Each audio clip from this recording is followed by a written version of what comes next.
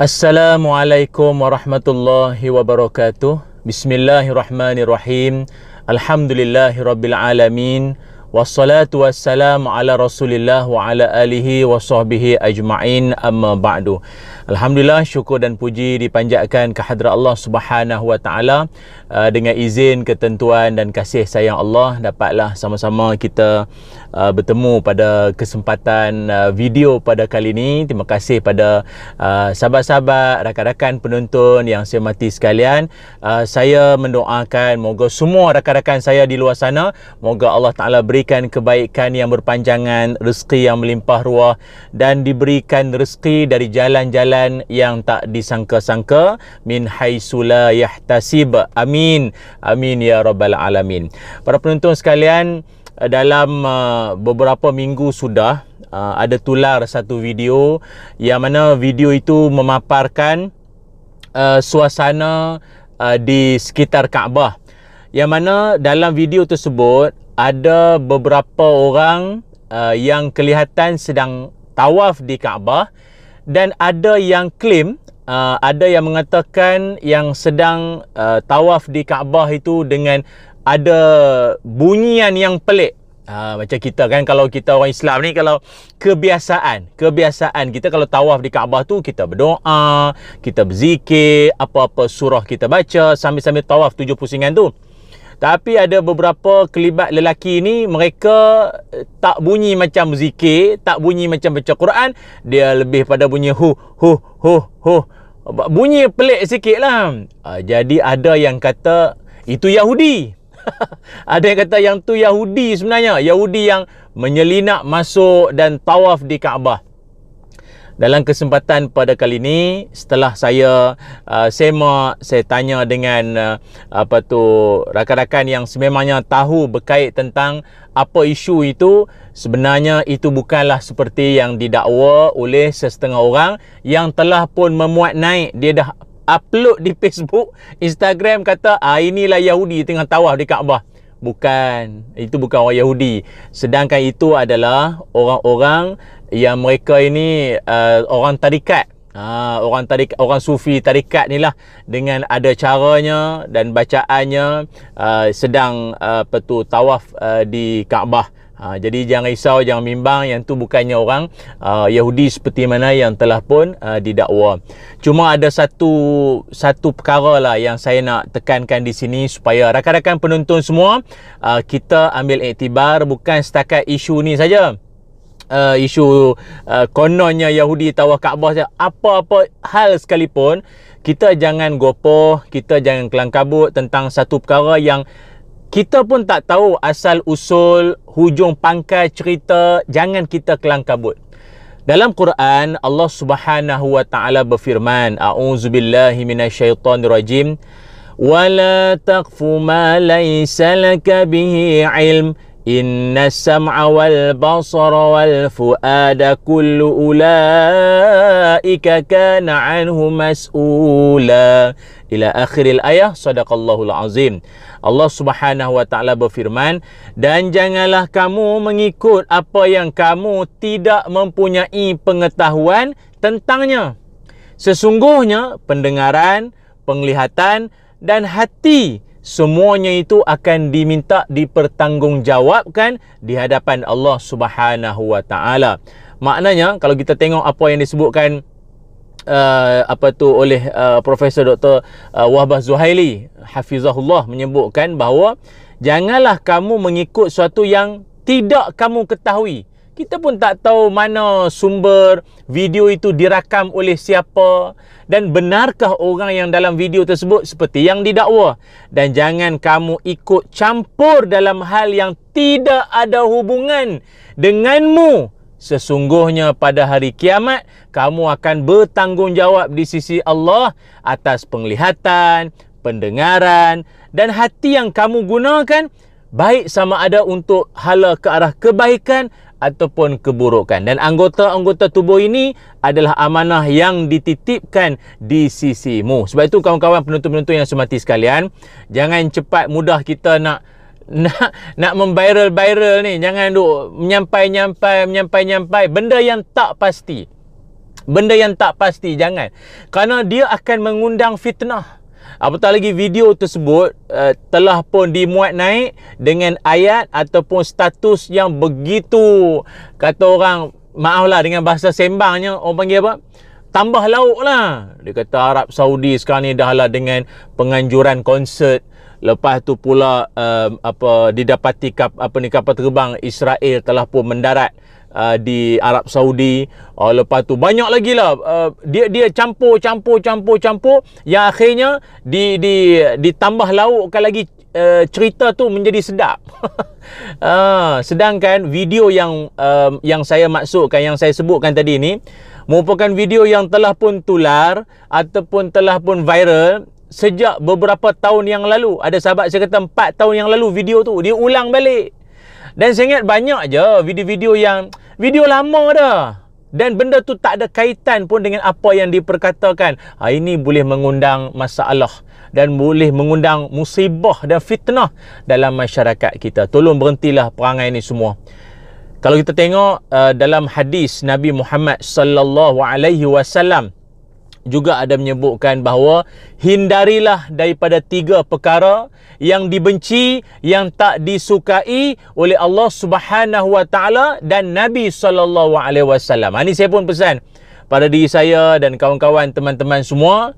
3 perkara yang dimurkai, yang dibenci oleh Allah dan Rasul, jangan dibuat 3 perkara ini. Apakah 3 perkara tersebut?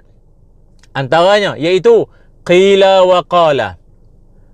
Yang keduanya kasratus soal, dan yang ketiganya ataupun yang pertama tadi menyampai-nyampai, bercakap itu, bercakap ini. Yang keduanya orang yang banyak tanya, dan yang ketiganya membazir harta, membuang harta. Yang pertamanya adalah berkait tentang soal, bercakap itu, bercakap ini, forward, viral, tular, menyampai-nyampai, benda tak pasti, jangan. Benda ini dia akan boleh menyebabkan kita jadi bergaduh. Saya ingat lagi dulu ada sahabat kita tular ataupun viral berita bahawa dia dah meninggal. Tak, sungguh dia memang ada sakit. Kawan-kawan ustaz-ustaz jugalah, dia jatuh sakit dan sakitnya pun agak lama. Kemudian ada orang dalam grup WhatsApp, dia bagi tahulah, kata asatizah kita, penceramah kita, ustaz kita ini sakit dan mohon semua doakan. Cuma dalam ramai-ramai tu yang mengaji, dia faham lah. Dia tulis apa? Inna lillahi wa inna ilaihi raji'un, syafakallah syafahullah. Maknanya orang kan kalau ditimpa musibah kan ayatnya begitu, inna lillahi wa inna ilaihi raji'un. Tak semestinya orang meninggal, tayar meletup, kereta rosak, gas habis, inna lillahi wa inna ilaihi raji'un. Tengah bercakap, line putus, wifi tak ada, inna lillahi wa inna ilaihi raji'un. Tapi dia bantai, dia fikir, oh inna lillahi wa inna ilaihi raji'un, baru minggu lepas tengok ceramah ustaz ni dah meninggal dah. Dia kata meninggal. Sampai ustaz tu pun dapat WhatsApp bahawa telah pulang ke rahmatullah, dia tu sendiri buat gambar hitam putih. Orang kita kan rajin edit tahun lahir, tahun meninggal. Jangan gopoh macam tu. Dia boleh mengundang banyak benda tak elok. Menyampai-nyampai benda yang tak pasti. Jadi tolong, di kalangan kita ni kena ada sifat apa? Tabayyun. Fatabayyanu. Selidik dulu, betul ke gambar video yang kita tengok ni daripada mana? Sungguh ke orang Yahudi? Sungguh ke orang yang dimaksudkan? Betul ke? Dia kena ada sifat tu sikit. Jangan, ya ke? Astaghfirullahalazim, ini tanda nak kiamat. Apa nak jadi Arab Saudi? Apa nak jadilah dengan manusia akhir zaman? Jangan laju macam tu. Kena ada kaji dulu, semak dulu. Tak semak jadi semak nanti. Satu, qila wa qala. Yang keduanya adalah kasratus soal, terlalu banyak tanya.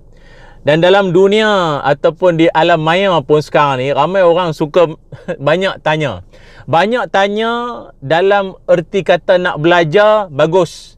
Tetapi ada setengah keadaan bertanya itu dia boleh mengundang musibah, malah menyusahkan.